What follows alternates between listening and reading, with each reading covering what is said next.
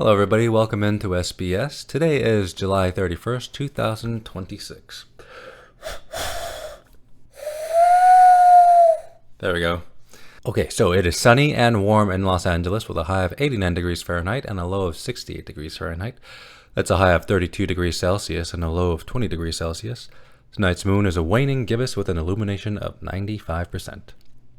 Alright, so before we jump into the Wordle, my day was pretty good. My apartment complex had like a pizza party, so I got to get 3 slices of pizza for free, and that's always wonderful. Yes, so anyways, before jumping into the Wordle today, I wanted to talk about, so my friend Monica Smith, well, I don't know if I can call her a friend. She was like my improv teacher for 1 year. I took maybe like 5 of her classes. She's like been an important part of my life and my journey as an actor. But I recently found out that she has stage 2 breast cancer, and I found that out today, so that's been kind of shocking to me. But I just wanted to go over it a little bit. So this is the fundraiser that she has, and then we'll let me go to her Instagram profile because she made a little video about it. Here's Monica talking about her and I'm in a car with my dog Felix, who's snoring. I'm very fortunate to have a very large community of people that I love and care about. Because of that, I don't have enough time to call everyone when I have news, and I could text everyone, but that doesn't feel right and that'll hurt my fingies. So this is my way to kind of let everyone know that unfortunately I have breast cancer. It's stage 2. I just found out a few weeks ago. I'll be having surgery in a few weeks, followed by treatment. So the next year is going to be probably a little different. You may not see me around as much working or performing less, which is crazy to say because it's all I do and all I love. I love so many more things, but performing is my heart. But yeah, I'm going to be taking some time. With that, someone that I care about set up a GoFundMe if anyone wants to support during this difficult time. You know, insurance doesn't cover everything. But I also understand that life is hard and the world is chaotic. And if you can't afford or whatever, totally get it. All we do is fund people's health. So just you sharing that means the world to me. Plus I got this. I'm going to be fine. I'm going to be so fine, in fact, that the universe was like, oh, really? How about this? And so Felix, who you met earlier, also has cancer. And I found out the day after I found out I have cancer. So if you saw me a few weeks ago, girl, yeah. So he'll also be having another surgery. If anyone ever tells you that they're your ride or die, I want you to think about this little dude. Cause like, are they committing? This guy is going all in, and I think maybe thinks it's funny because he sees me commit to bits. I don't know. We'll be okay, and I'm sure I'll see a lot of you soon. Thanks.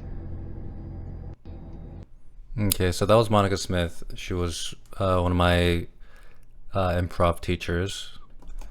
This is her GoFundMe, and I just wanted to read up a little bit on breast cancer, just so that we have a little bit more of like breast cancer awareness. So on July 6th, our dear friend Monica Smith received the life-changing news that she has stage 2 breast cancer. Oh man, I hope she gets better soon. Yeah, me too. But this has a very hopeful kind of outcome. Want me to share / repost? Only if you want to. I know this is like a very kind of personal issue, and I know it is a GoFundMe, and that can feel awkward sometimes. So it's up to you if you'd like to do so. Let's see. But what really floored me is that she shared her status like earlier today, and she has had so many students throughout her career who are just donating to her.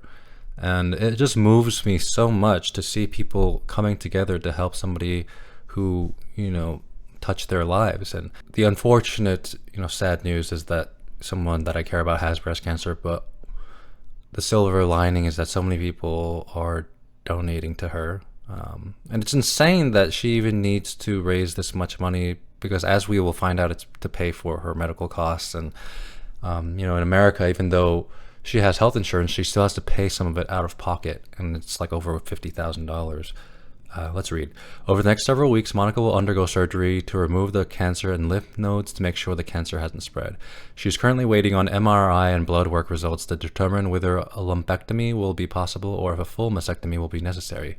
A decision will significantly affect both her treatment plan and its cost. Because Monica also lives with a chronic illness, her doctors are carefully weighing the safest and most effective path forward through the next several years of medications and therapies.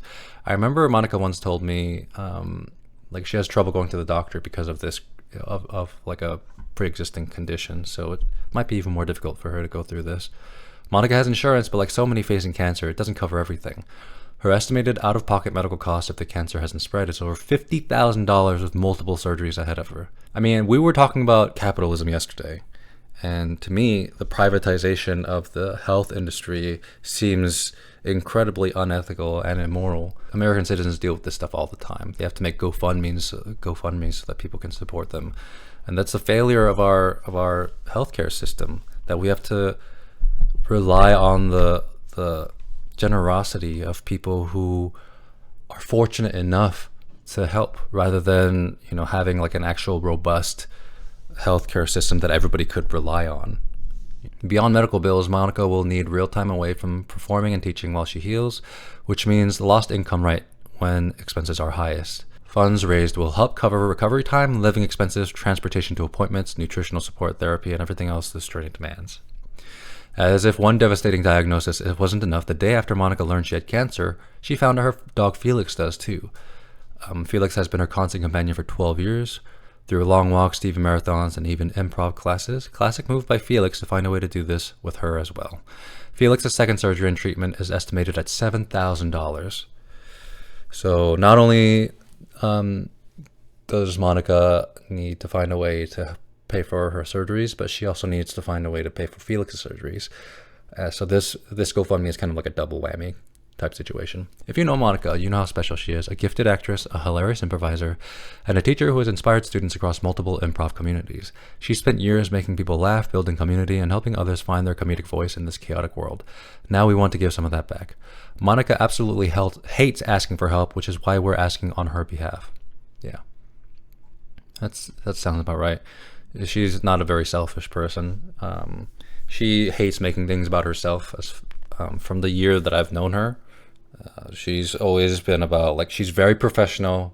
She's not like a drama queen or anything, because like Hollywood can be full of people who are really, self-involved and selfish. But Monica is not one of them. She's one of those people who really does care about the craft, of improv and acting and doing a good job as a teacher. So I respect her a tremendous amount.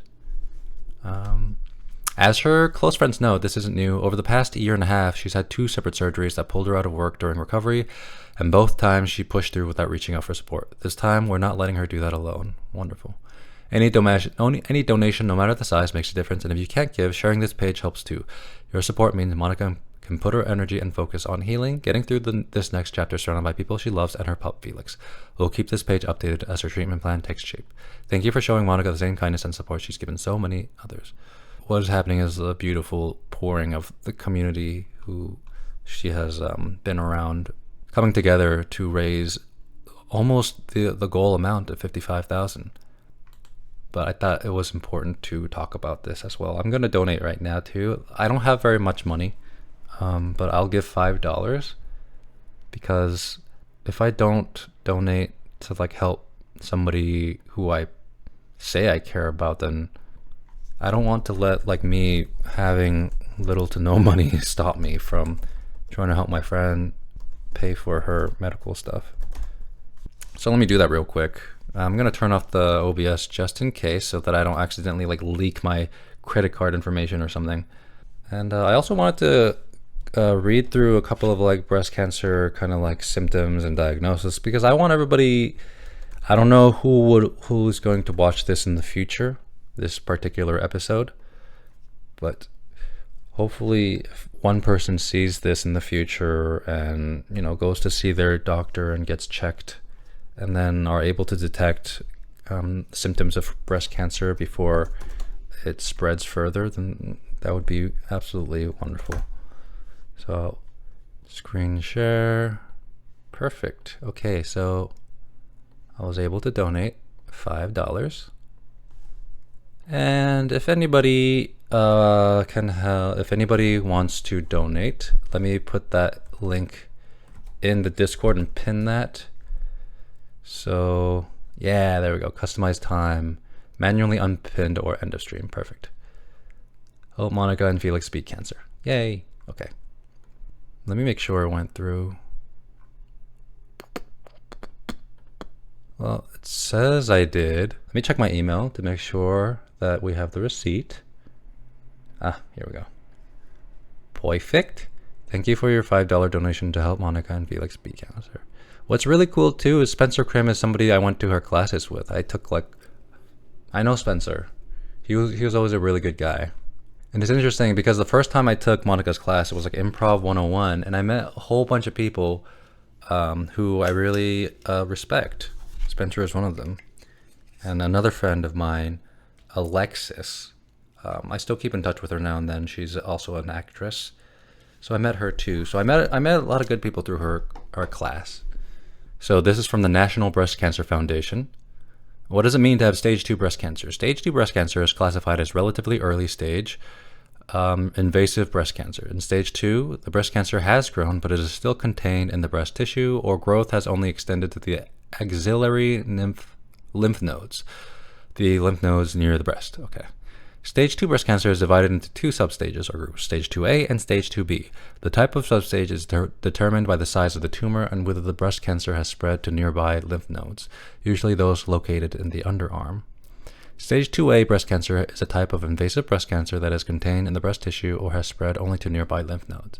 Stage 2A breast cancer means one of the following description applies. No tumor plus cancer has spread to the lymph nodes, or tumor has less than 2 centimeters and cancer has spread to the lymph nodes, or tumor is 2 to 5 centimeters and cancer has not spread to the lymph nodes. Okay, so stage 2B is that the tumor is larger or cancer cells have spread further into the lymph nodes than in stage 2A. Stage 2B breast cancer means one of the following description applies. The tumor is between 2 and 5 centimeters and has spread to less than 4 axillary lymph nodes, or the tumor is larger than 5 centimeters but has not spread to any axillary lymph nodes. Let's look at some symptoms. Stage 2 breast cancer may typically be discovered during a routine mammogram and may not cause any signs and symptoms. Ooh, that's scary, which is why people tell women to get routine mammograms to check for breast cancer. If stage 2 breast cancer symptoms are present, they may include a new lump or thickening in or near the breast or in the underarm area, any unexplained change in the shape or size of the breast, including swelling or shrinkage, especially if on one side only, dimpling anywhere on the breast, puckering in the skin of the breast, a nipple turned inward, inverted into the breast, discharge from the nipple, particularly clear or bloody discharge, a change in the skin texture, discoloration, swelling, or an enlargement of pores in the skin of the breast, scaly, red, or swollen skin on the breast nipple or areola, or recent asymmetry. The overall prognosis for stage 2 breast cancer is generally good. However, certain types of stage 2 breast cancer may have a better prognosis than others. This is because some breast cancers, like those that are hormone receptor positive, HR+, and HER2 negative, tend to be more responsive to hormonal therapy than other types of breast cancer. Likewise, HER2 positive breast cancer may be more receptive to certain types of targeted therapies. Other types of stage 2 breast cancer, such as triple negative breast cancer, have fewer treatment options as well as a higher rate of breast cancer awareness. Is stage 2 breast cancer curable? Very few doctors and healthcare professionals use the term curable to describe breast cancer today. Instead, they may use the term cancer-free, which, I mean, that sounds wonderful, cancer-free. Stage 2 breast cancer has generally a good prognosis, with many stage 2 breast cancer patients being termed cancer-free at the end of their treatment. Do we want to look at some myths? Breast cancer only affects middle-aged women or older women. Oh, that's a myth. Okay, so here's the truth. While most cases of breast cancer do occur in middle-aged or older women, a breast cancer diagnosis can happen at any age or any time. About 10% of new breast cancer cases in the United States are found in women under age 45. And these cases are more likely to be found at a later stage. Oh no. Yeah, so even if you are younger than 45 as a woman, that doesn't clear you from being safe of breast cancer. So it is very important to keep an eye on your own situation and stuff like that. Talk to your doctors, make sure everything's okay. When we think that this stuff can't happen to us, we rob ourselves of the potential to detect these situations before they spread further. Men do not. Oh, okay. So let's look at these two. Finding a lump in your breast means you have breast cancer, and men do not get breast cancer. It affects women only. Myth: men do not get breast cancer. It affects women only. Here's the truth: men can get breast cancer too. This year, it is estimated that approximately 2,800 men will be diagnosed with breast cancer and 530 will die. While this percentage is small, men should also check themselves periodically by doing a breast self-exam while in the shower and reporting any changes to their physicians. Breast cancer in men is usually detected as a hard lump underneath the nipple and areola. Men carry a 19% higher mortality rate than women do, primarily because awareness among men is lower and men are less likely to assume a lump is breast cancer, leading to delays in seeking treatment. So it's good to know that men are not immune to breast cancer either. I mean, 2,800 men, if we compare that to the population of America, it doesn't seem like much. But like I said before, just because you think you can't get it doesn't mean that you won't. And you never know if you're the exception. Okay, here's another myth. Finding a lump in your breast means you have breast cancer. Here's the truth. Only a small percentage of breast lumps turn out to be cancer. But if you discover a new or persistent lump in your breast or notice any changes in your breast tissue or appearance, it should never be ignored. It is very important that you report any changes in your breast, including a lump, to your doctor right away. So a lump doesn't mean you have breast cancer, but you should still not ignore it. Let's see. Another myth is if you have a family history of breast cancer, you are likely to develop breast cancer too. Here's the truth. While women who have a family history of breast cancer are in a higher risk group, most women who get breast cancer have no family history. Interesting. According to the American Cancer Society, about 5% to 10% of breast cancer cases are thought to be hereditary, meaning that they result directly from gene changes passed down from a parent. I mean, what this tells me is, I'm just kind of stating the obvious, but it seems to me that there are things in life around us that are giving us cancer. Perhaps it has to do with chemicals in our foods. I think that's why a lot of people are very concerned about being really food safe. And some people go the opposite route and go dive completely into the conspiracy theory of not trusting like the medical community at all or nutritionists at all and trying to like find their own remedies for healing, which is another issue. But anyways, so I'm not saying freak out, but I am saying it's good to be aware. However, there are things you need to be aware of regarding breast cancer family history. If you have a first-degree relative with breast cancer, if you have a mother, daughter, or sister who developed breast cancer below the age of 50, you should consider some form of breast imaging starting 10 years before the age of your relative's diagnosis. Oh, that's a good rule of thumb. For example, if a mother is diagnosed with breast cancer at age 43, her daughter should begin receiving screening mammograms at the age of 33.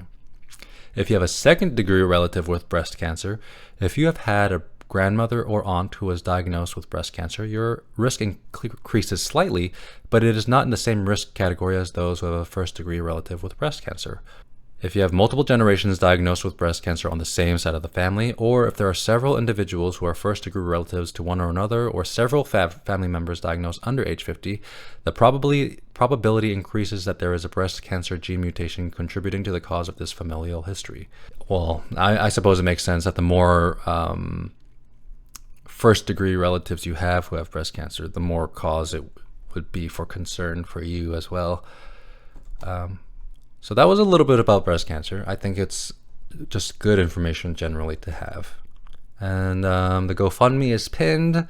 I wish Monica Smith all the luck in the world, all the best energy. I hope her and Felix heal from this and live long, happy lives. I don't know Monica very well. I don't know Felix very well. But of what I know about them, I can say I love them.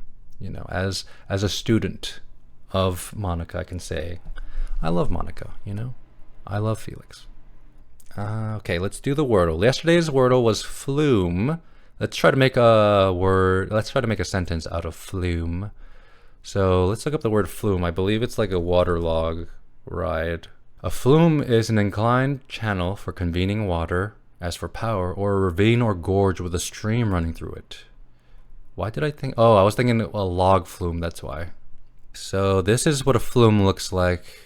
They're using water to transport things. A flume is a human-made channel for water in the form of an open decline gravity chute, whose walls are raised above the surrounding terrain in a contrast to a trench or ditch. Flumes are not to be confused with aqueducts, which are built to transport water. Okay, so it's not supposed to transport water. Flumes use flowing water to transport materials, like logs. Ted MacDonald. This is a weird sentence. The flume operator sent a dozen logs, as with the name Ted, to the recipient of the logs, Ted MacDonald. So this is either like a weird prank, or he's like in love with Ted. Or she's in love with Ted, who knows. We could expand upon this story, but instead we're going to play Wordle. So yesterday's word was flume. What about flame, huh? That's a good word. And we use an A. Ooh, okay, so E is the last letter. Perfect. I love that. Love that for us. What else do we have? Let's try CHURN, churn for butter. Churning the butter. Oh, so we have E as the last word. We have U and R. Perfect. Let's see. What about trite? No, I don't want to use T twice. U is not in the middle. What about trope? I was gonna say trope, but we already know E is at the end, and I would rather use a letter that we haven't used so that we can eliminate said word. Ooh, what about twist? If we have a T, we can guess T twice. But I feel like we can come up with a different word. What about pry? Oh my gosh, every word ends with an E. I'm trying to find a word that does not end with an E. Pride ends with an E.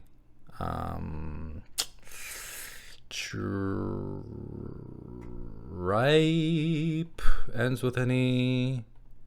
Or trippy, I guess. Or skies also has an E in it. My God. What about point? No, the N we don't want to use. What about pour? No, R is the is not the second to last letter. What about any more voids?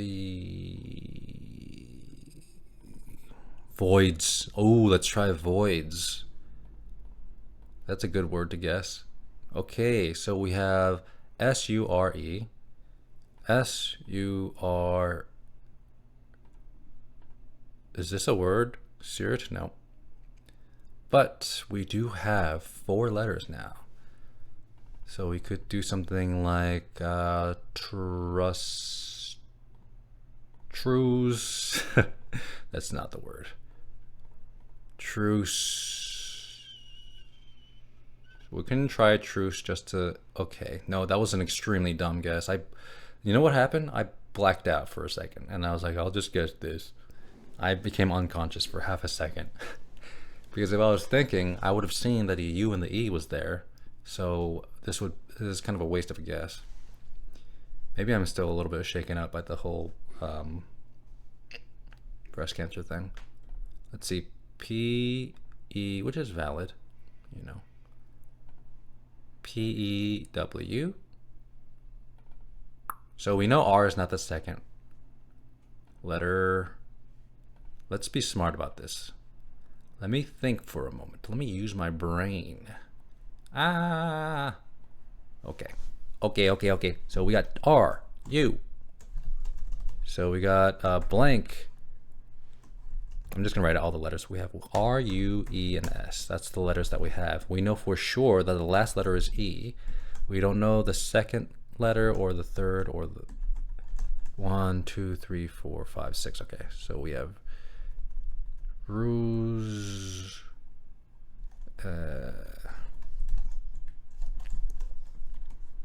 So if it's something like this, R-U-S-E, Is there any letter that might fit in the front? Like pruse. Is pruse a word? Like Pruse?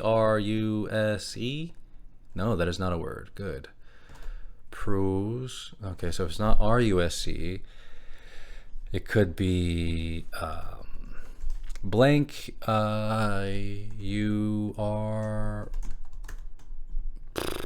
That's not. I don't think there's a word that looks like that. SRUE.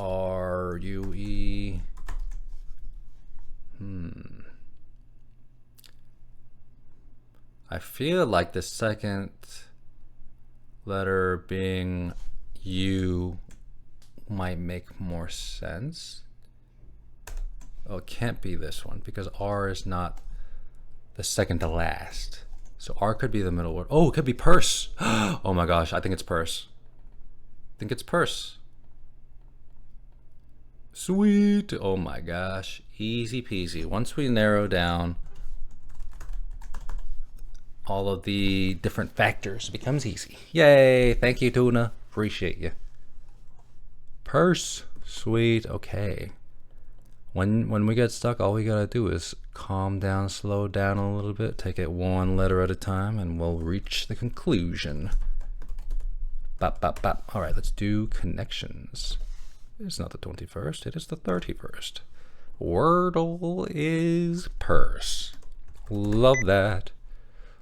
Love that for us. Connections, please. Play. Okay, here we go. You ready, Tunes?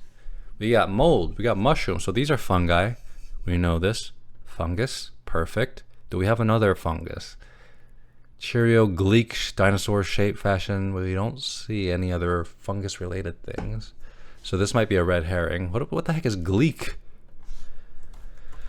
Gleek definition. I've never heard the word Gleek. Oh, the meaning is archaic. It means to jibe, or joke. Jib. Jibe. Jibe. So this means to jibe.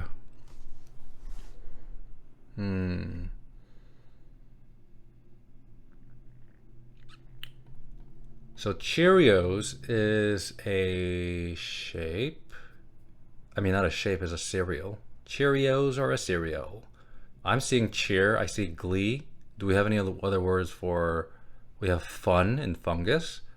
Do we have any words for happy or gleeful? Pear, mold, mushroom, joy. Joy. I think this is it. Yeah, joystick. Perfect. Starting with merriments. Sweet. All right. Yeah, you and I were thinking the same thing, Tuna. With the joystick. Purple. Yeah, I know. We got that purple right off the bat. That means today's might not be too difficult. Let's see. So fashion and model are related, definitely. But that might be too simple. Because I don't really see any other thing relating to fashion or model or entertainment. It's a job, like plumber is a job, being a model is a job. But I don't see any other jobs. What is J-date? What the heck is J-date? Is that a person? J-date. A Jewish dating site? Okay, interesting. So we're talking about apps. Celebrities who are or have been J-date members include Steve Rothman, Brad Sherman, Jesse McCartney, and Dan Markle. That's interesting. I guess it's like eHarmony for Christians is like similar to J-date for Jewish people. Okay, so we have a app for Jewish dating. J-date, D-Apple. Ooh. Okay, so we got like a letter and a word following it. That's one connection that I made. Because I don't see like any other dating apps on here. So we got J-date, D-Apple, M-old maybe? S-pair. So like a letter followed by a word. Oh, one away. Oh, perfect. I like that. So which one of these is not like the other? I mean, there's S lime. Oh, you know what it is? It's a letter followed by yeah, slime, exactly. Letter followed by a fruit. A date is a fruit. Is a date a fruit? Is a date a fruit? Oh, they are. It looks like. Dates are chewy, sweet fruits. Okay, cool. Boom. Fruits plus starting letter. We got it. I feel like we're just getting better and better at this every time we play it. All right, so we have mushroom dinosaur fashion model. I like that. Mushroom dinosaur fashion model. What could that be? We got princess shape plumber and mold. Plumber, I think of Mario. Mushroom, princess dinosaur. Oh my gosh. So literally it is, I think this is Super Mario. I'm going to try it because we have 3 mistakes remaining. Yup, Super Mario figures. Oh my, I was joking when I said plumber reminds me of Mario. Holy shamoly. And what is our final category? Fashion, shape, model, mold. Oh, it's just words for models. Words for like, yeah, figures. Like a Corolla is a model of a car, or the molding of a car. Or it might be a verb, like to shape, to construct. Ooh, cool. And that was our yellow. It's funny. The yellow category is supposed to be the easiest, I believe, and we got that last. Is it? We got purple, blue, green, yellow. Purple. Oh, no. We almost did it completely backwards. Oh, no, we did. Purple, blue, green, yellow. Wow, so we did the most difficult and then ended with the easiest. Isn't that fun? Love that. Okay, so let's jump into... Oh, Sky Coddle. No, that's a different one. Other... Let's see. Consume games. There we go. Stream. Catfishing. Let's play. Custard desserts. Okay, so this is a food, French pastry, Occitan desserts. I don't know what an Occitan is. Let's look up Occitan. Occitan. I love when we get our connections like real easy, like today.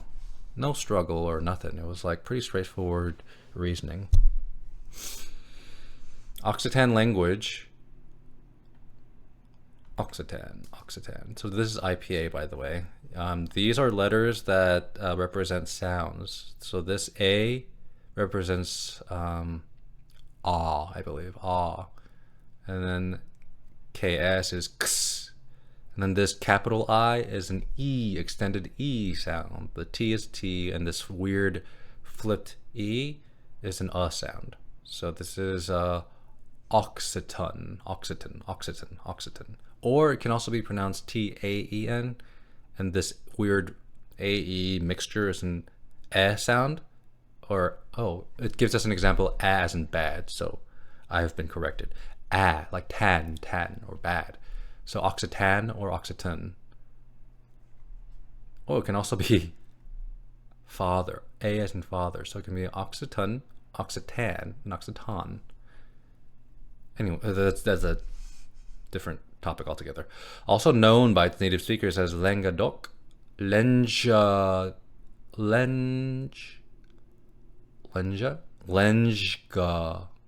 Huh. I forget if this G is a hard G or not. I know this N into a J is the ng sound. Anyways, is a Romance language spoken in southern France, Monaco, Italy's Occitan valleys, Occitan, and the Val d'Aran in northeast Spain. So it's a location. A language, not a location, a language based in the location of southern France, Italy, and Spain.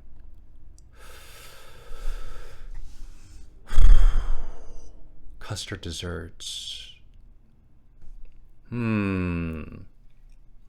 didn't even open this can of Diet Coke. There we go.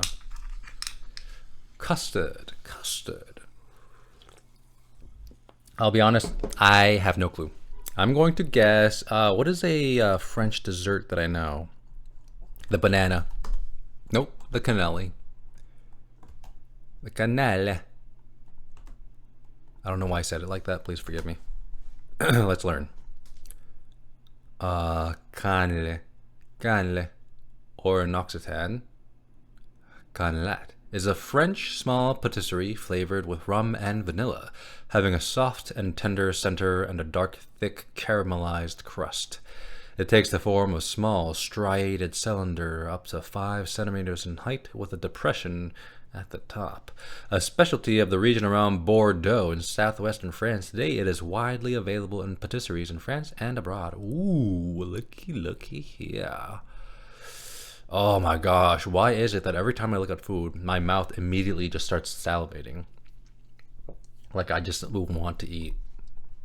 I mean, I guess that's natural. I guess that's a pretty healthy reaction to seeing food. It's like you get hungry, obviously. So I guess maybe it would be more wrong if I didn't want to eat it at all. I want to try it. I'm not like a huge sweets person, but I do enjoy like tasting, like one bite of things at least. Okay, 1871 poems, something to do with Alice's Adventures in Wonderland. It's a humorous poem. Fantasy includes dragons and reptiles. It's gibberish and nonce words. I'm assuming nonce is nonsense. Nonsense poetry, yeah. Poetry adapted into films by Lewis Carroll. Nonce word, also called an occasionalism, is any word or any sequence of sounds or letters created for a single occasion or utterance. Oh. So it's a word that only means one thing. Oh, I like this. Like Jabberwocky is a term that Lewis Carroll made for a nonsense creature. Galumph from Jabberwocky. Maybe it's Jabberwocky. Holy cow. So I guess Lewis Carroll made up a bunch of words too. I think it is Jabberwocky. I accidentally found the word for it. Did I spell that right? Jabberwocky? What a fun word. Jabberwocky. Oh. Holy cow. I love this already. Let's read this poem. You remember reading that one? Ooh, cool. Oh, I love this illustration. Let's look at this illustration. Look at this. When was this drawn? This was drawn in 1871 by John Tenniel. Wow. Someone messaged on come through? Oh no. Thank you for letting me know. This is why I have my phone open so that I can like read if I missed anything. I don't know why, but sometimes my chat my chat on desktop just disconnects. Oh, okay, yeah, I have been missing some.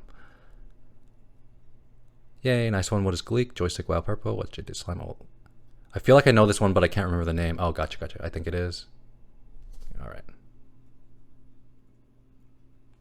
I'm going to put my phone right here. So maybe right here, somewhere I can see it. Okay, that's good. Perfect. Cool.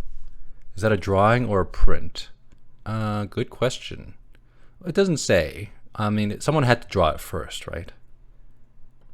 I'm imagining like this digitized version of it is a print, but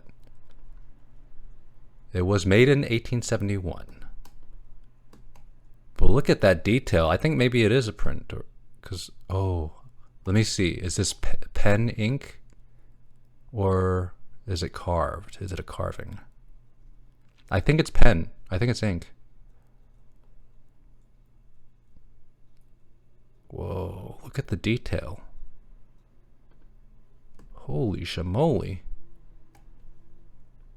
Wow, I love this. This is a very interesting style. I can't believe this was drawn in 1871. That is so cool. This is like the first time I've seen, not a first time, but I thought dry point engraving or something. I don't know what that is, but let me look that up. Dry point engraving. Ooh. Yo. Okay. Dry point is a printmaking technique of the intaglio family in which an image is incised onto a plate or matrix with a hard pointed needle of sharp metal or diamond. In principle, this method is practically identical to engraving. The difference is in the use of tools, and that the raised ridge along the furrow is not scraped or filed away as in engraving. Traditionally, the plate was copper, but now acetate, zinc, or plexiglass are also commonly used. That's so cool. I feel like it gives off a very soft texture, though. It looks different. The texture looks much different than this. You can use acrylic plate and scratch the design in. Oh, that too, huh? Okay. Let's look at some examples of dry point engraving.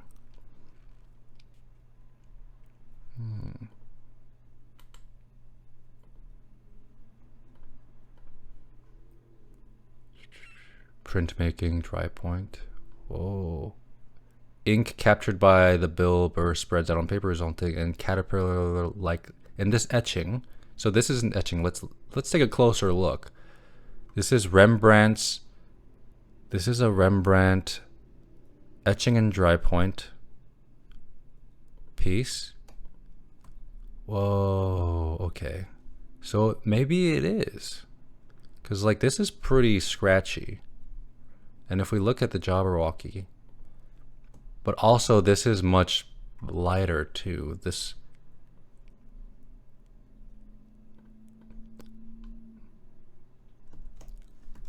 you know, I am not sure, but thank you for bringing that up. I had no idea what a dry point engraving was. Now I know exactly what it is. Okay, let's learn about Jabberwocky. Jabberwocky is a nonsense poem written by the English author and mathematician Lewis Carroll about the killing of a creature named the Jabberwock. It was included in his 1871 novel Through the Looking Glass. You know, I feel like Alice in Wonderland gets brought up a lot. So I should, yeah, I'm definitely going to read the poem. I'm just going to write this down first so that I have it in my history log. So it was not 1871. 1871. You know, I love that a novel written centuries ago is still referenced so often today. Okay. The book tells of Alice's adventure within the back-to-front world of the Looking Glass. So let's read the poem. Can I read? I mean, this has to be in public domain. Jabberwocky poem. Ooh, okay, cool. Lewis Carroll. It's not even that long. Perfect. Let's read it. I read Alice Through the Looking Glass before. I didn't realize it was the sequel. Jabberwocky by Lewis Carroll.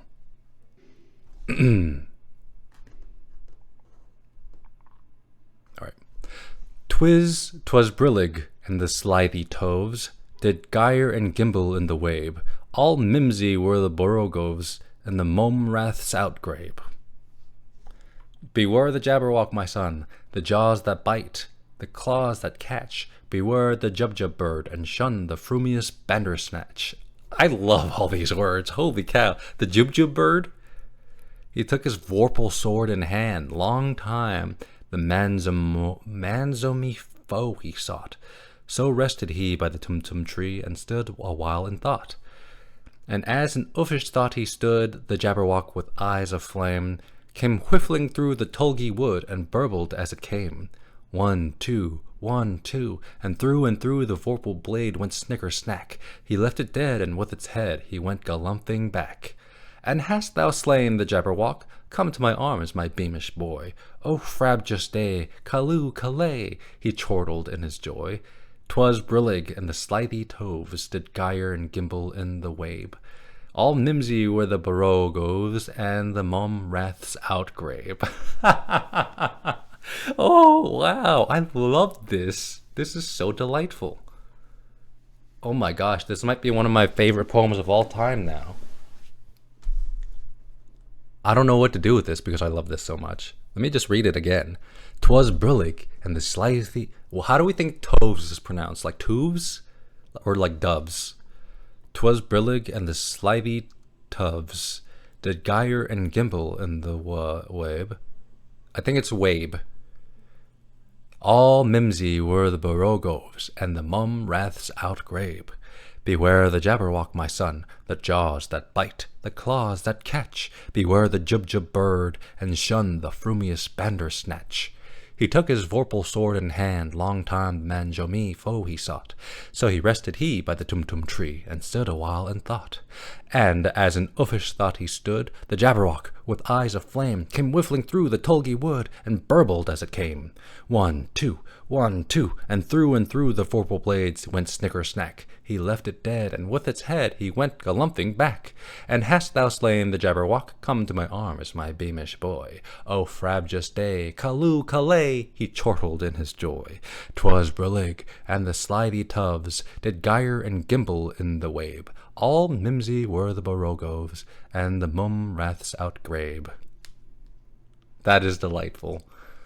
I just had a brilliant idea. I have to share this with the kid that I tutor. He's gonna love this. I'm gonna just email this to myself. Wow. This is such a delightful poem. After reading that, I gotta read the rest of this. I gotta read all the rest of Lewis Carroll's poetry, because that is just wonderful. That's the kind of stuff that I want to make. Right. Okay, so history log, I can put that there. Jabberwocky, perfect. Yeah, the poem is just partway through the book. Okay, cool. I tried reading Alice in Wonderland when I was too young for it, and ever since then I've been like intimidated. But now that I'm older, I can probably just read it and have a good time with it. 1 second, please. There's a vacuum going off. Un momento.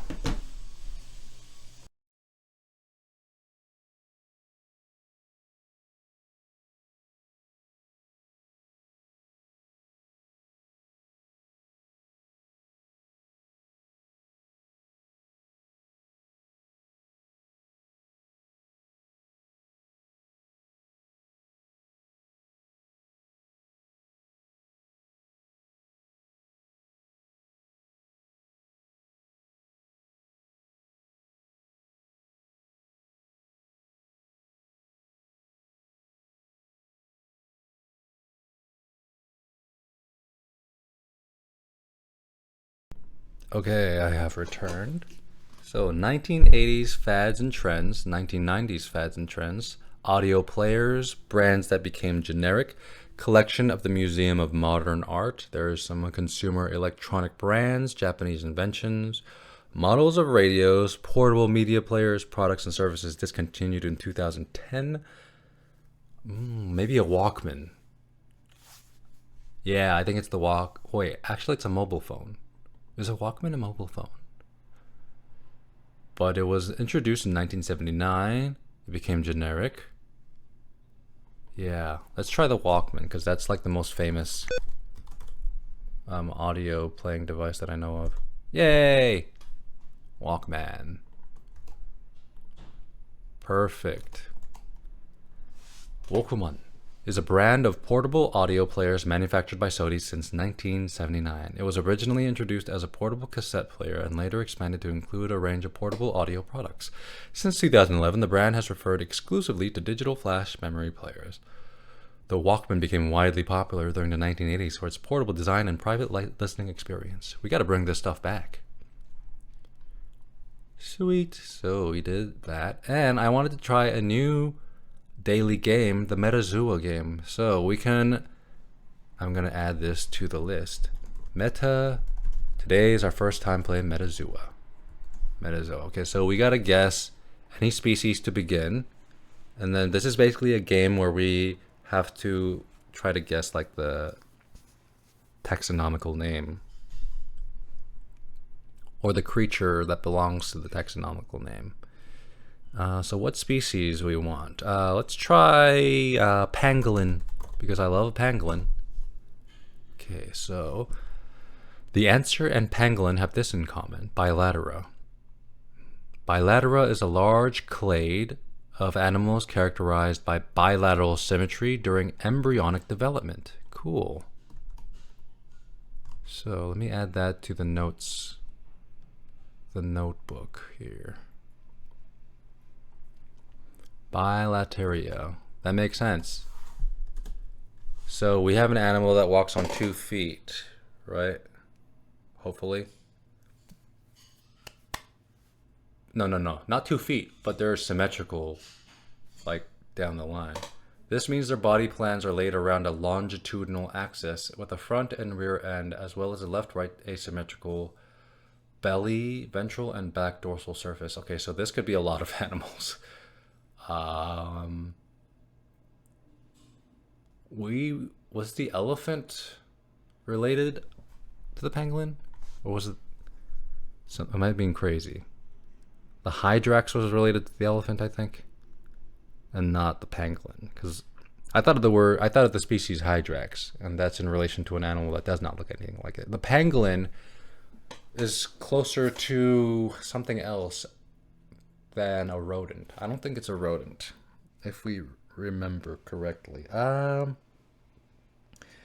Was it closer to a cat, like a feline? Let's try cat. That's my next guess. Okay. Oh, cool. So, cat and pangolin have this in common. The Laurasiatheria, a superorder of placental mammals that groups together true insectivores, bats, carnivores, pangolins, perfect, even-toed ungulates, odd-toed ungulates, and all their extinct relatives.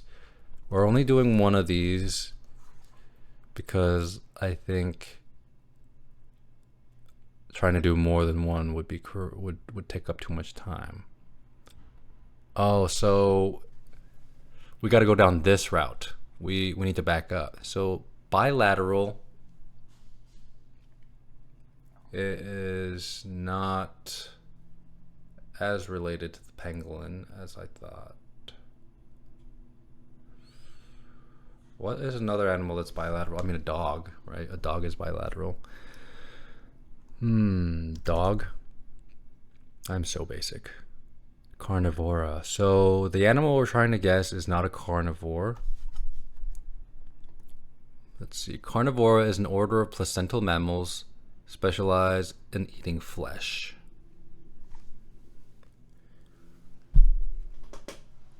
So if we go back, we're getting further away.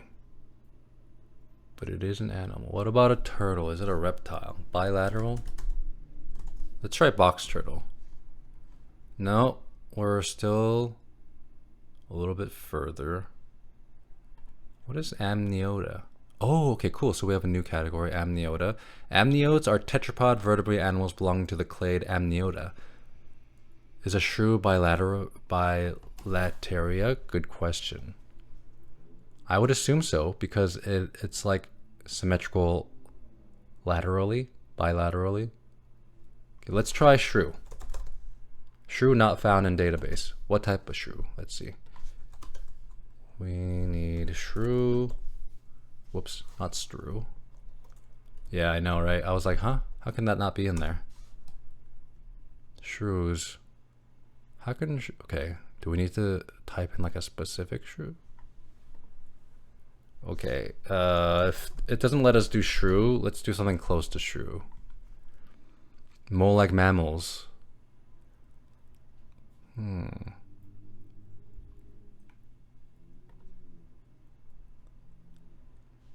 A shrew is not a rodent, as mice are. In fact, it's much closer to the relative of hedgehogs and moles. We can try possum.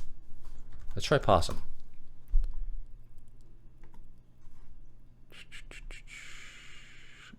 Okay.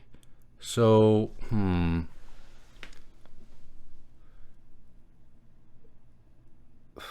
oh man.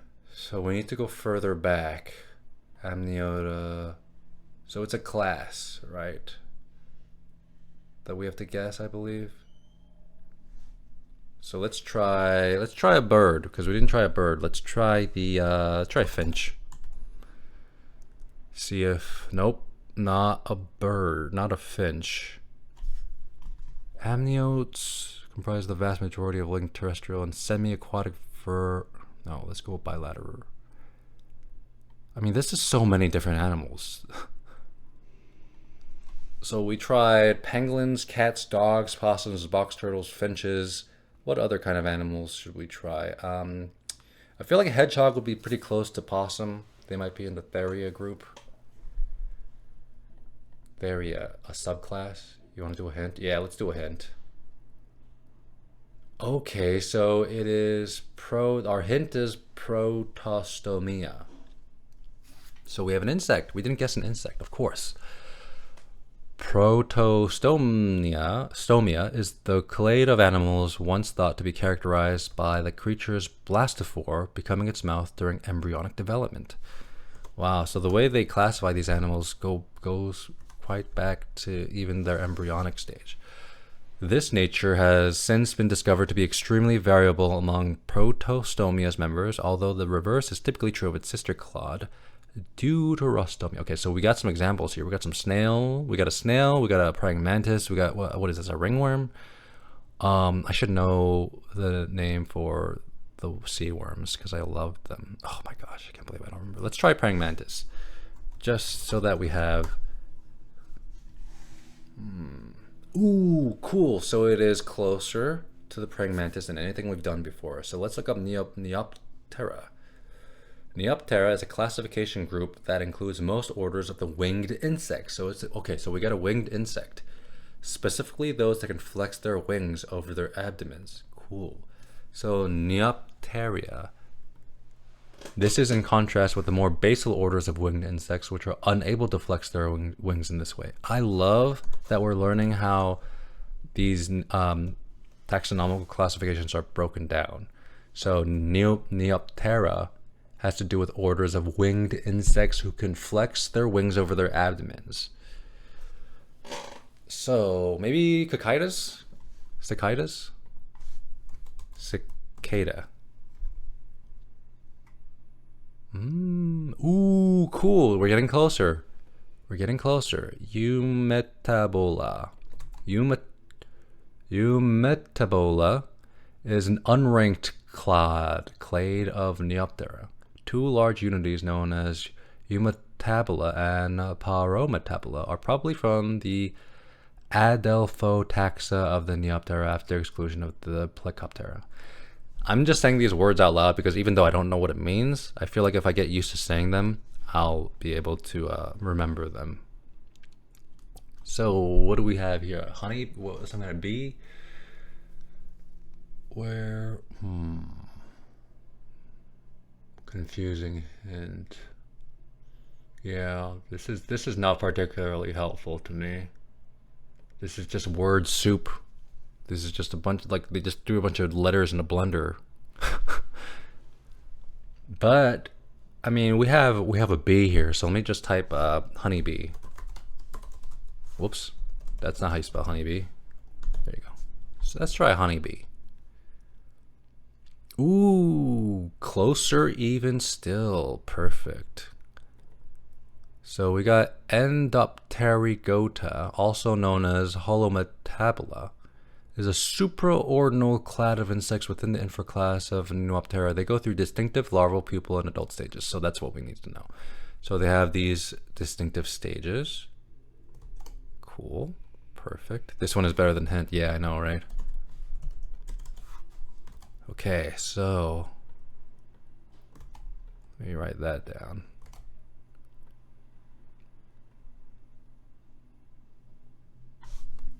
Go through distinctive. Okay, perfect. So let's see. So they're in this superorder class. Honeybees. If it's not a honeybee, what is close? Maybe a wasp? A hornet? Yeah, let's try hornet. Okay, so it's not, we're further away now. They give us this. Asulita is an infraorder of Hymenoptera containing ants, bees, and stinging wasps. So we got to go back a little bit. So it's not the honeybee or the hornet, so we got to go back to Endopterygota. This still has somewhere between a honeybee and a cicada. I don't think I know enough insects. Spiders, maybe? I'm going to type in jumping spider and see what we get. Peacock jumping spider. Let's try that. Ooh, okay. Jumping spider. Whoa, no, we went way too back for that one. Arthropod. Okay, so what's closer? Not a spider then.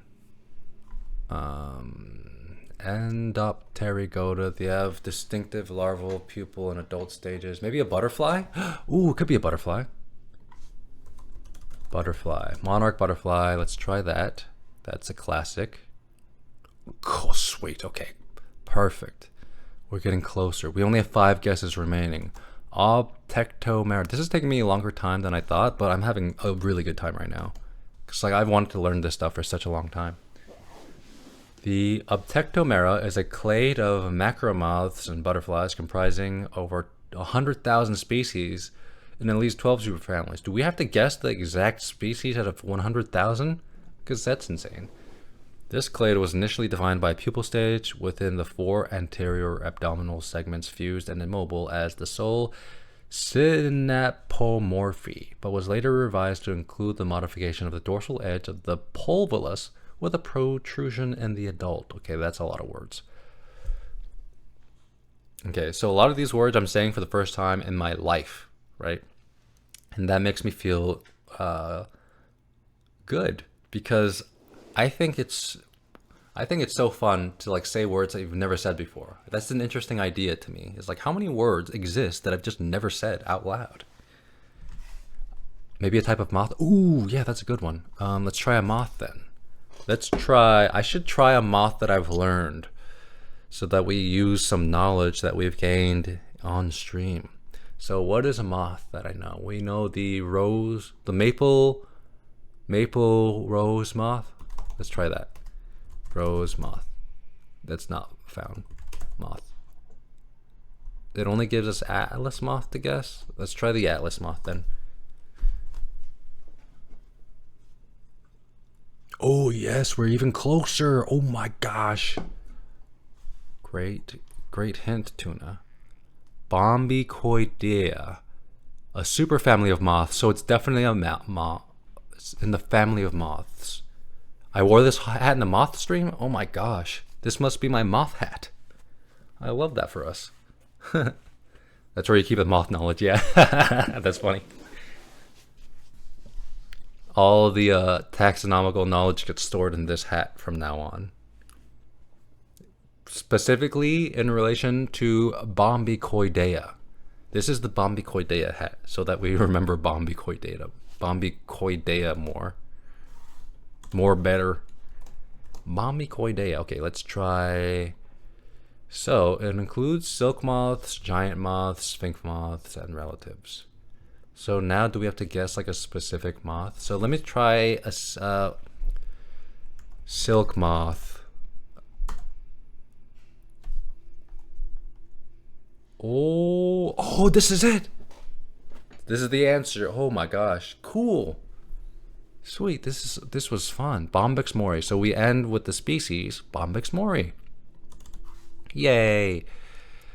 The Bombyx mori, commonly known as a domestic silk moth, is a domesticated moth species belonging to the family of Bombycidae. It is, so this is the family moth species. Oh, the closest relative of Bombyx mandara, the wild silk moth. Oh, domestic silk moth. Now, the challenge is, am I going to remember Bombyx mori as the specific scientific name? But let's look at this journey. So we started at Metazoa, we went Bilateria, we went down this rabbit hole because I guess pangolin first, and that wasn't it at all.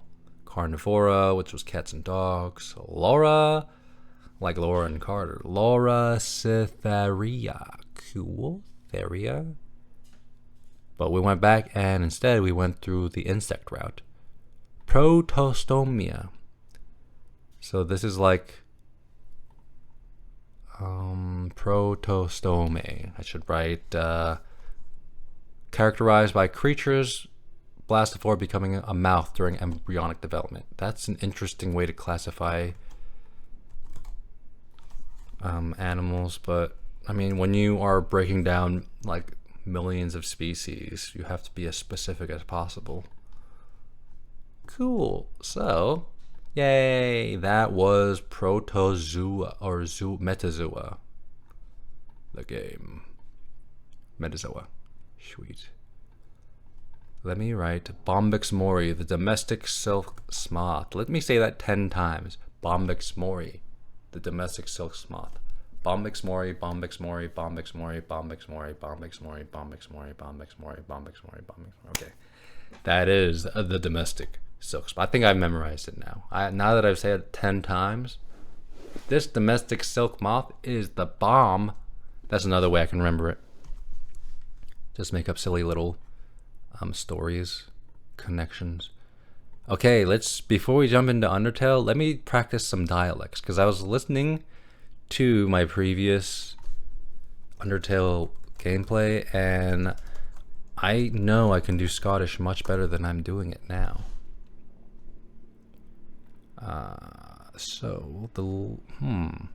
Well, how far are we at? We're at an hour and 21 minutes already? Woof, okay.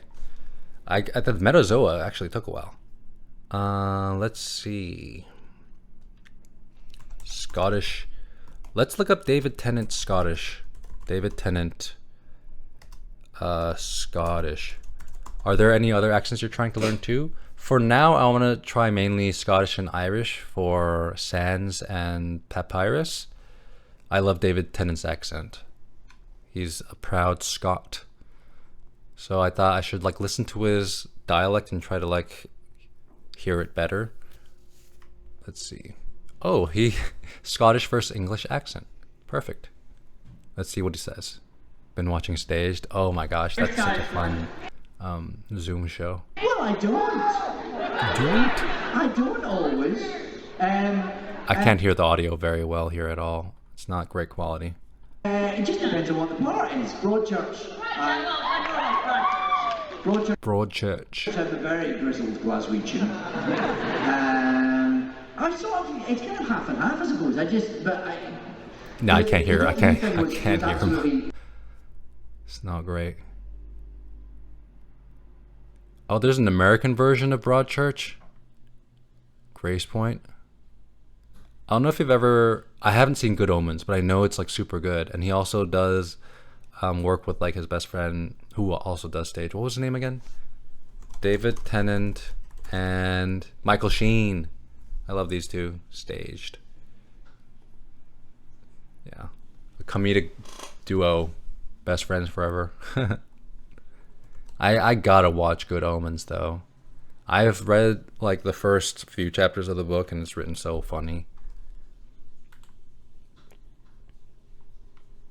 I'm interested in how he does the same scene. I've watched Broadchurch, which is a UK show about a murder. It was really good. I didn't know they made an American version. For God's sake! Bloody Twitter!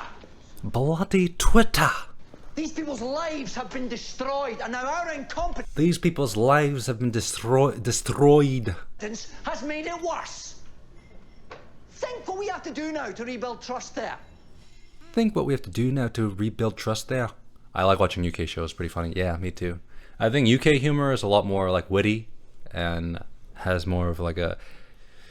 Well, maybe I don't want to generalize, but it does seem a little bit more you gotta have some wit, some intelligence to break down their humor.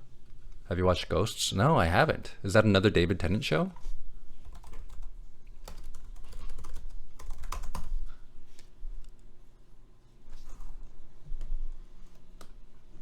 I'm not familiar with Ghosts. No, he's not in it. Okay. It's a sitcom? Oh. Just another UK show? I should probably watch this. I love UK comedies. And it has 97% on Rotten Tomatoes. That's really good. Choose another folder. Consume TV. Perfect. BBC Ghosts, not the American version. That's it. Really good distinction to make. Okay, good. Bookmark this one just in case I don't get confused. Okay, let's try. Who told the journalist? Who told the journalist? The R's. His R's. Twitter. Bloody Twitter. Lives have been destroyed, and now our incompetence Lives have been destroyed. The thing about Scottish, and also the thing about David Tennant, is that I have to like raise my voice a little bit to like get the air out of my diaphragm to pronounce the lives have been destroyed. No, oh my gosh, the rolling destroyed. Lives have been. These people's lives have been destroyed, and now These people's lives have been destroyed. our incompetence has made it worse. And now our incompetence has made it worse. How's he saying worse? These people's lives have been destroyed, and now our incompetence has made it worse. Worse. Oh, it's not. Okay, so worse is actually pretty close to the American pronunciation of worse. Worse, worse, worse. These people's lives have been destroyed, and Lives. now our incompetence has made it worse. This is how I practice dialects, by the way. Worse, worse. All right. I do want to learn Australian as a dialect one day too. I want to learn to be so good at Australian and like New Zealand so that they sound distinctively separate. Because I know if you're from Australia, Tuna, you can definitely hear the difference between Australian and Kiwi. And Americans can't really tell the difference. I should learn the American accent. I think it'd be fun. I mean, there's so many different American accents too, though. Like the common one is, can I hear the difference? Sometimes. Like I can hear the difference if I know like the actors. Like I could hear the difference between like, well, I mean, I could say Chris Hemsworth, but his Australian is very like Hollywood. So it's almost like American. But maybe someone who sounds like more stereotypically Australian would be, I mean, the first name I can come up with is Steve Irwin, just because I love Steve Irwin so much. But I can like hear the difference between like Steve Irwin and like Flight of the Conchords, you know, like Rhys Darby. But those are like individuals. I would have to do more research, I think, to differentiate. I can't tell the difference between American and Canadian. Sometimes it's really tough, even for me. But with Canadians, they kind of give themselves away when they pronounce, what's the word that they always... It's such a common word. I just saw a Canadian reel on Instagram where he gives himself away immediately by one word, even though he sounds pretty American with all the other words. What is the most... I'm going to look that up. What is the most Canadian word? What is the most common Canadian word? How about common Canadian word? Oh, I think it's about. Yeah, I think the word I was trying to think about is about. So when Canadians say about, they tend to say closer to like a boat, a boot. Not, and it depends on how strongly Canadian they are. But words like that, you really give them away. Like they can sound like completely like Californian, and then as soon as they say the word a boot, you know they're Canadian.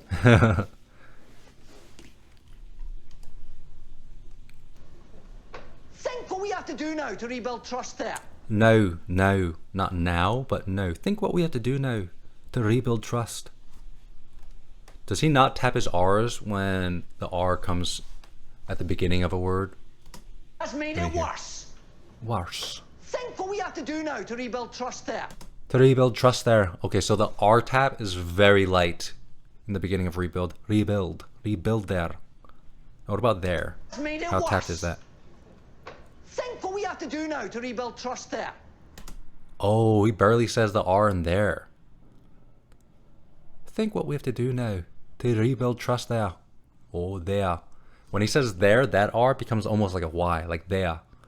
But when he uses the R in the beginning, rebuild, then it's tapped. Steve Irwin was deaf more ochre though. Is ochre a type of dialect? Ochre. Yeah, because I know like Australians who speak in Strine, a broad Australian accent. Okay, yeah, got you. Kind of more rough and uncultivated. Yeah, I got you. Right, because I know like a lot of Australians, you know, they don't sound like him. Like I know Community Channel, her Australian is much lighter. I don't know if you know Community Channel. She doesn't make as much videos as she used to, but she's an Australian Asian YouTuber who, I mean, I loved her content when I found her a long time ago. She doesn't make as much more, but she's Australian.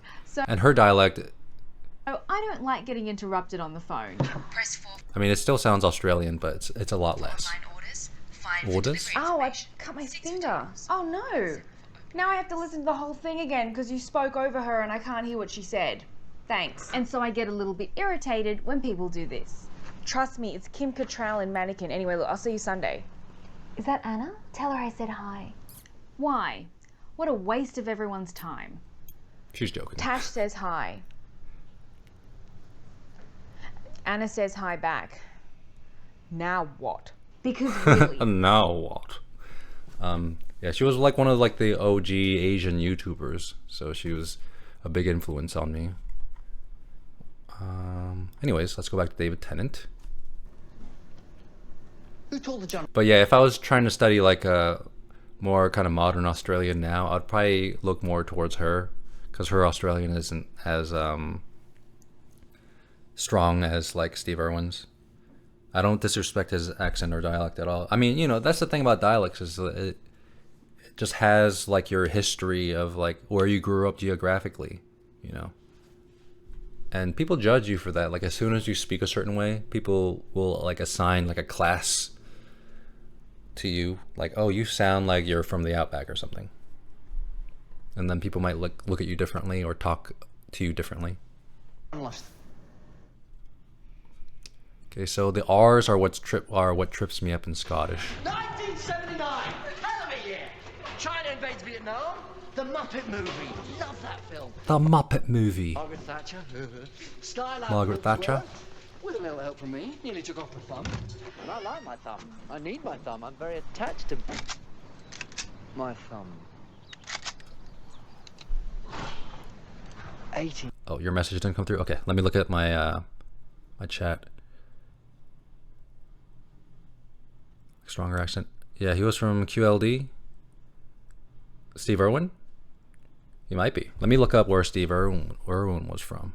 I should watch Doctor Who. It's really fun. It's really fun. I think you would love it. If our regular viewers are any indication, it seems that like a lot of people who like my stream also like Doctor Who. And it's because you know, I love knowledge and adventuring and stuff. And that's pretty much what Doctor Who is. It's just a guy going around learning things and helping people. Oh, what was it again? Oh yeah, QLD. Steve Irwin, American conservationist. Rest in peace. Let's see where he's from. He was born in Upper Ferntree Gully, Victoria. Early life. A suburb of Melbourne. Okay. Cool. Yeah, he's from Victoria. His parents were both of Irish descent. Oh, interesting. I had no idea. So he's, I guess, Irish-Australian. His great-grandfather on his father's side, Joseph Irwin, a carpenter born in Dublin, immigrated to Australia in 1876. Oh, descent. Okay. That doesn't mean like his parents were immediately from Ireland. His great-grandfather was from Ireland. Okay, so he's Australian, but like further back, he has some Irish in him. Okay. On one occasion, he reportedly brought a red-bellied black snake home on a public bus, transporting it in the driver's esky. So he was always interested in reptiles and stuff. Cool. Yeah, he's from Vic. 1979. Same difference. You'll explain your presence and the nakedness of this girl. Are we in Scotland? How can you Are we in Scotland? be ignorant of that? Oh, I'm dazed and confused. I'm dazed and confused. Been chasing this wee naked child over hill I've been chasing this wee naked child. and over dale. Isn't that right? Yeah. Timorous beastie. Ain't that right, you timorous beastie? Oh, Guy, I've been oot in a boot. No, don't do that. Oh, I've been oot in a boot. Yeah, that's Scottish and also Canadian. They say oot and a boot.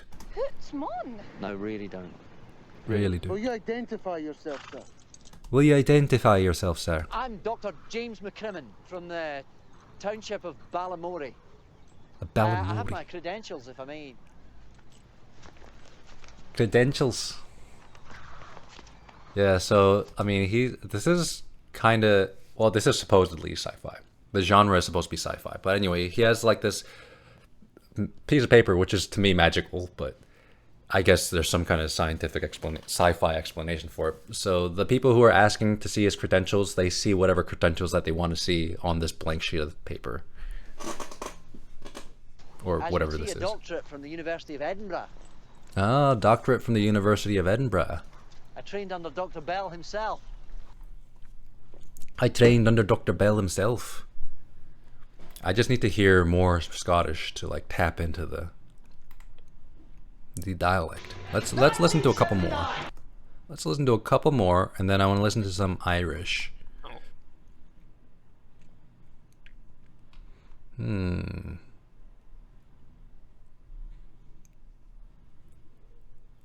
Native Scottish accent.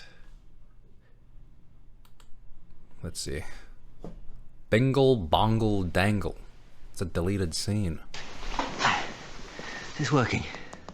Working. Martha, before I change, here's a list of instructions for when I'm human. 1, don't let me hurt anyone. We can't have that, but you know what humans are like. 2, don't worry about the TARDIS. I'll put it on emergency power so they can't detect it. Just let it Don't worry about the TARDIS. hide away. 4, no. No. Wait a minute. 3, no getting 3. involved in big historical events. 4, you. Don't let me abandon you. And 5, very important, 5, don't let me eat pears. I hate pears. Pears. Don't let me eat pears. I hate pears. Pears. John Smith is a character I made up, but I won't know that. I'll think I am him, and he might do something stupid like eat a pear. In 3 months, I don't want to wake up from being human and taste that. Yeah, he sounds a little bit too like English in this one. And 6, event. I'm sitting in the TARDIS now, and I'm going to wind up soon, but not before I make a few strange noises with my mouth that will go somewhere along the lines of bingle bongle, dingle dangle, yickety doo, yickety da, ping pong, lippy tappy too-tar. And 23, if anything goes wrong, if they find... Okay, that wasn't helpful at all, but that was fun. Let's see. And also when you're studying dialects, it helps if you study like one person at a time. Because like people speak so differently, even if they're from like a similar place. Like, and Scotland specifically has so many different dialects too. That's maybe an interview would be better. Yeah. Let's see him eating some food.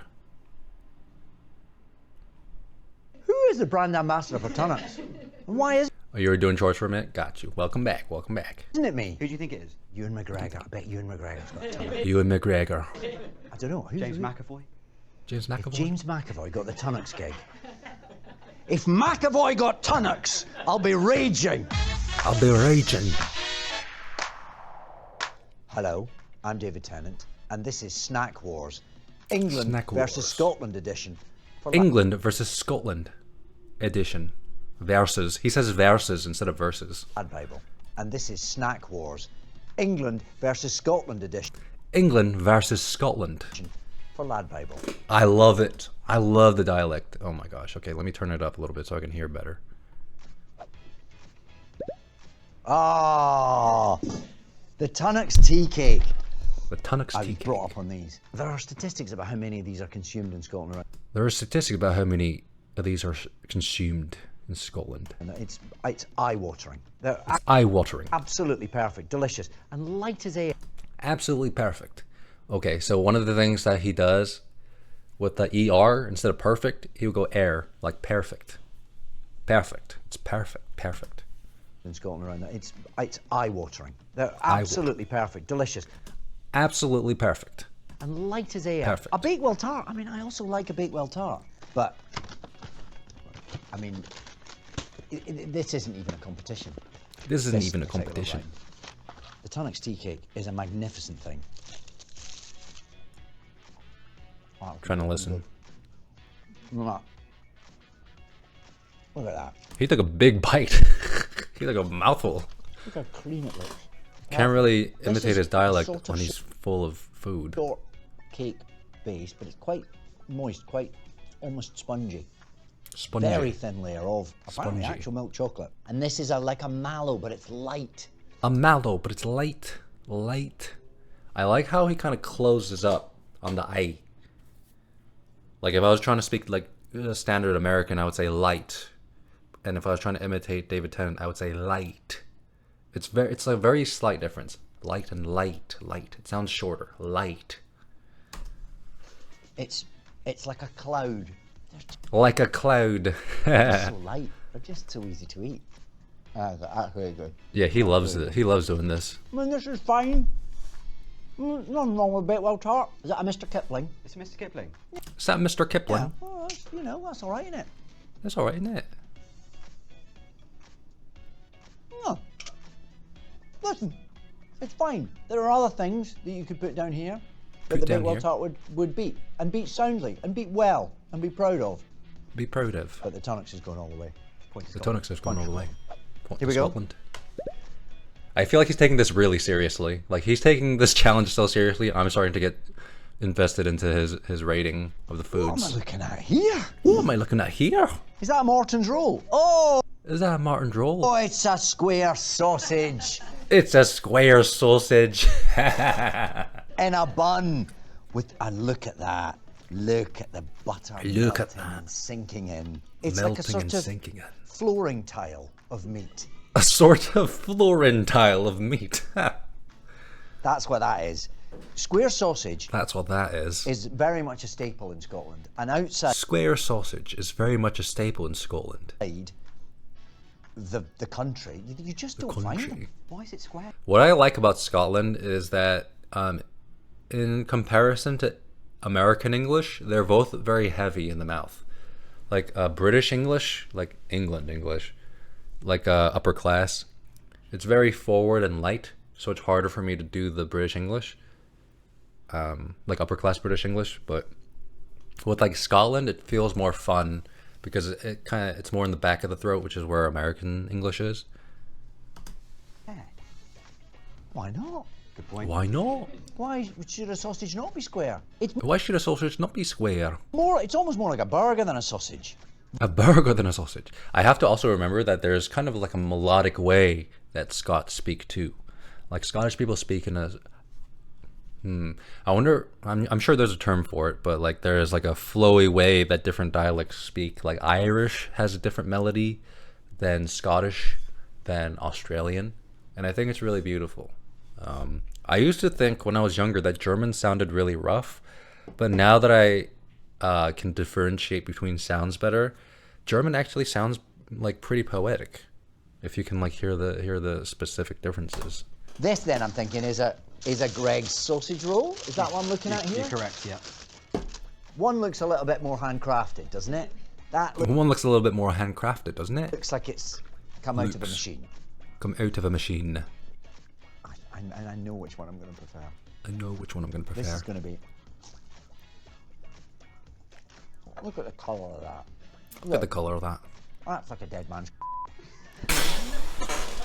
I'm not going to repeat that. I'd say the roll's a little overfired. You know, if we're going to split hairs, this could be slightly softer. If we're going to split hairs, The Morton's roll is very famously, again, you don't really get these outside Scotland. you don't really get these outside Scotland. Famously very fluffy on the inside with a hard carapace. A This hard, he called it a carapace. That's what you describe like a bug's exoskeleton. A hard carapace. perhaps a little too hard. Perhaps a little too hard. I'm quite looking forward to this. It really needs some brown I'm quite looking forward to sauce this. though. Brown sauce would finish that off. Listen, like whenever I eat anything sausage related, except for hot dogs, like this kind of sausage, it makes my stomach hurt. So I don't think I would enjoy this, and it doesn't look very appetizing. Honestly, the bread does not look very good. Yeah, but Ow. You can't even bite through it.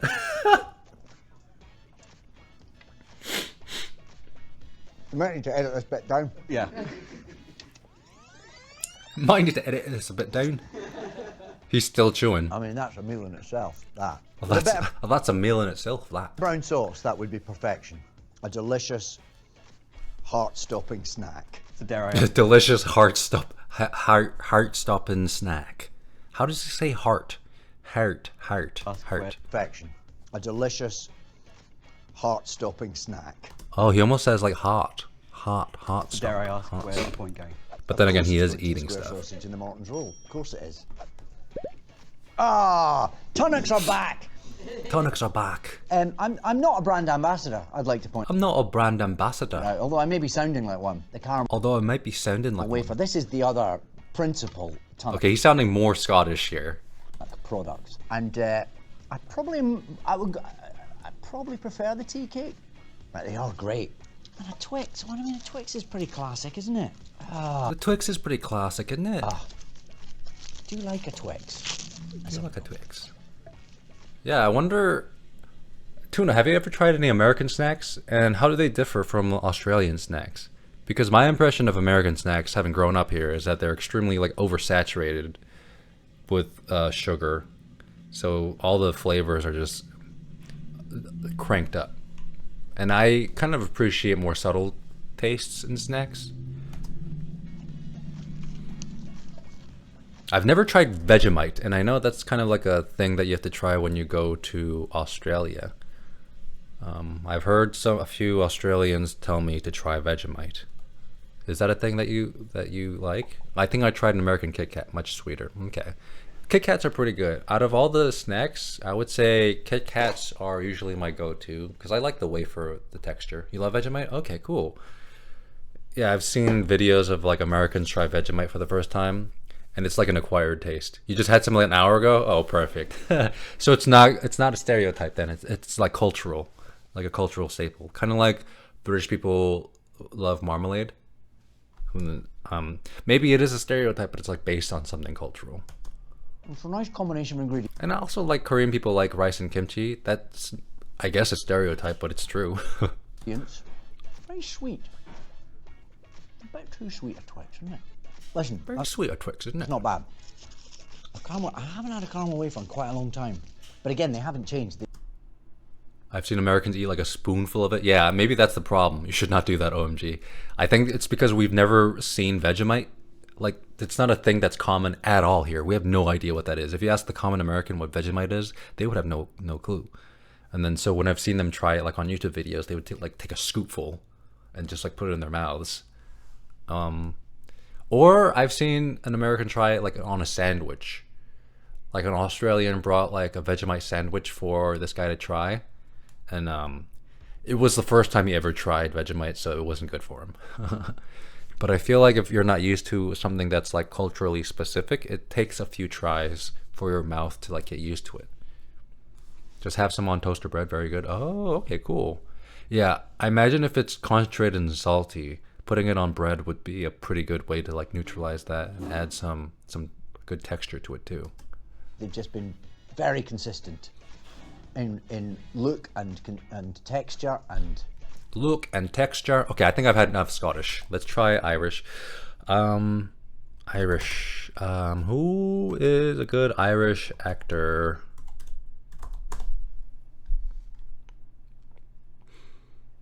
Okay, let's look Paul Mescal because everybody loves Paul Mescal. You'd be surprised the amount of people that you ask in America point. Already I can hear a different melody. You'd be surprised the amount of people that you ask in America. You'd be surprised the amount of people you can ask. Point. You'd be Ask or surprised ask? the amount of people that you ask in America. Ask. You'd be surprised the amount of people you can ask. Could point out where Ireland is on a map. They point over towards Where Ireland on a map. Mexico or someplace. They point, yeah. Well, he's right. Americans don't know our geography, our world geography at all. Right now, I'm looking at a map to see that Ireland is right to the left of the UK. Okay. Near Iceland. Oh, is didn't even realize that Ireland is just across the Atlantic from the United States. I mean, of course it is. But I thought it was further away. Cool. Tim Tams? I think we do have Tim Tams in America. Let me see what that is. The brand. Oh, no, we don't have these. We do not. As far as well, if we do, it's not very common. It says Albertsons, and Albertsons is an American grocery store. So I think you can find them. You just made in Australia. Yeah, it's probably in like the cultural aisle or something. Like it's probably in the place where they have all the Asian snacks. That's really neat. Maybe I should try a Tim Tam. Maybe I should try Tim Tam on stream. That would be really fun. Ooh, I can try like a trying Australian snacks video or something. I should write that down. That would be really fun. Let's see, notes. Hey King, what's up? How are you doing? Trying Australian snacks. Yeah, I could go to like the grocery store and just like pick up some Australian snacks and try them. That'd be really fun. Hey King, I'm just practicing my Irish and Scottish dialects before I play Undertale because when I play, I like to voice the characters, and I gave Papyrus a Scottish dialect and I gave Sans an Irish dialect, and I just want to get better at those, so I'm listening to some Irish before. Like they've How are you doing today, King? No idea where. No idea where. Paul's cat. 4-leaf clover. 4-leaf clover. 4-leaf clover is probably Is that Irish?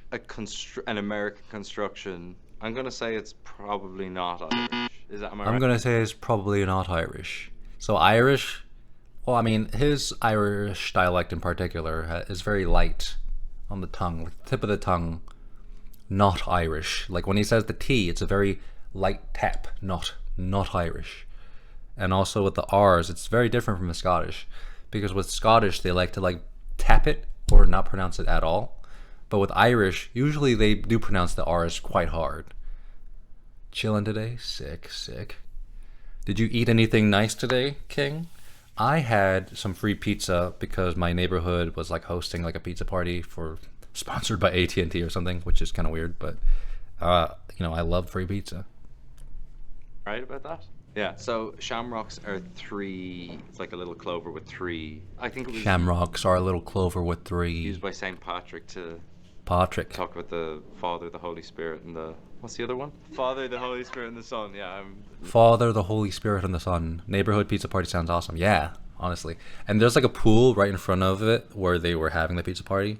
So it was like a nice little like neighborhood jam, I guess. Kids were like swimming, and some of them were like eating pizza, and the AT&T employees were kind of awkwardly standing at their table, and everybody was like avoiding them. Just like coming into the clubhouse to get a slice of pizza and leaving, which is what I did. I asked if I could take more than 2 slices, and he's like, please, we have too many. And I was like, oh, thank goodness.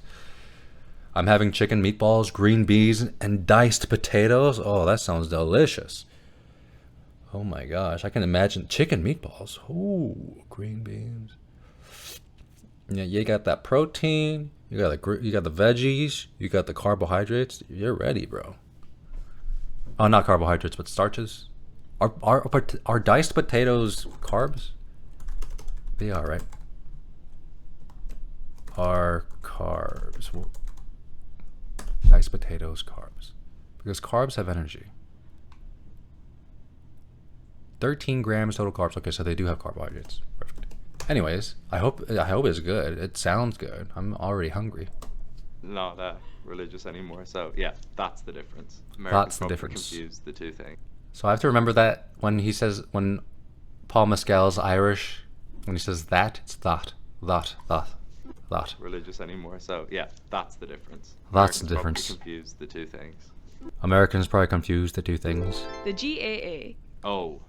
The GAA instead of the hard A. GAA. Big time Irish. It's our big time national sport. It's like both Gaelic football, hurling, and handball. But you get bonus points if you know that. I have no idea what the GAA is. GAA Sport?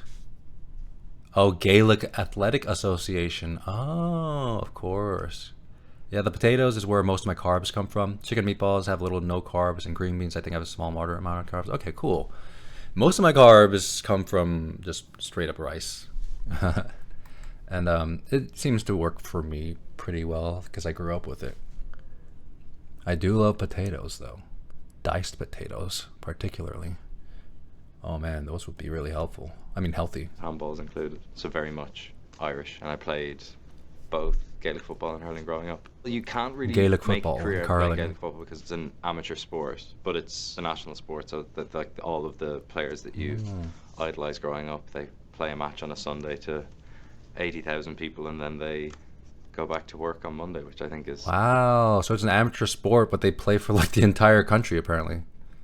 pretty unique. I think if you went to That Ireland, is very unique. That's a very like you have to have so much pride in what you're doing if you're committing yourself to a sport outside of your work. in the summer, you would see Summer. lots of boys and girls going around in what we would call tiny shorts, but they're just Gaelic Tiny football shorts. They are the standardized length of GAA football. They are the standardized length. See, I'm so Californiaized that these shorts don't look weird to me at all. But I know there are a lot of people who are more homophobic who thinks that these shorts are too short for guys. But like, I've heard the perspective. I've definitely mentioned it on stream before. That like, straight women are like, why don't men wear shorts more often? Because they like seeing that on guys, and I can totally see why. As an artist, I definitely appreciate thighs. Anyways, that's a tangent. Football shorts. Gaelga. Gaeilge Irish. Gaelga. Yeah. Gaeilge is our national language. It's National spoken language. today in areas called Gaeltachts, which are kind of pockets of the country that would be the language that you would use, say, going to school. What I like going about to the Paul shops. is that he has kind eyes, But I think in the last couple of years, and I think the way that he speaks is very reasonable. I think he's the kind of person, he gives like kind of like reasonable conversation vibes. He's like breaking things down calmly, while also still having like pride in his country. He seems like a very diplomatic person to me. there's been a resurgence, and you see like the Kneecap Boys Resurgence doing and the it Kneecap Boys. using the language in their film and things like that. So it's having a resurgence, which is Having a resurgence. Yeah, I think it's wonderful that people are like reconnecting with their archaic, ancient, original language. I would love to learn a few Gaelic words. great because it was in decline for a second there. I can speak a bit of Gaeilge. My primary school that I went to was all through My primary school that I went to. I did my junior cert, which is My junior cert. not the SATs, the one below that, all through Irish. But then it's kind of like any language, it kind of disappears a little bit when you don't use it. But the bit of Irish that I have, I would be very proud of. You'd be The bit of Irish that I have, I will be proud of. Okay, I think I'm good. All right, let's play Undertale.